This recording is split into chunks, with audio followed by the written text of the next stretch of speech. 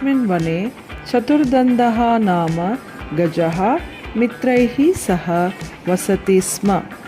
एकदा ग्रीष्मकाले महान् अनावृष्टिः अभवत्।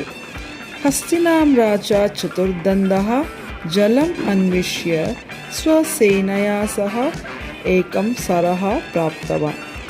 तत्र बहवः शशकाः वसन्ति स्म। हस्तिनः जलं पिबन्तः शशकान् पादैः पीडितवन्तः।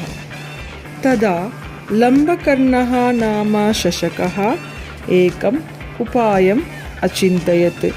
सः चतुर्दन्तस्य समीपं गत्वा अवदत्, हे महाराजा, एतत् सरः सोमदेवस्य अस्ति। तव आगमनेन सः कुपितः अस्ति।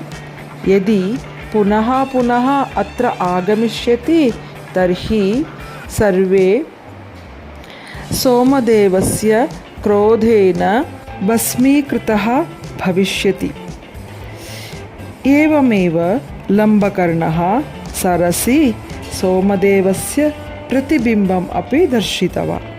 चतुर्दन्तः भीतः अभवत्। अवदत् च, भविष्ये कदापि अहं तथा मम मित्राणि च अत्र न गमिष्यति। एवं शशकः स्वयं तथा स्वमित्रान् च रक्षितवान्।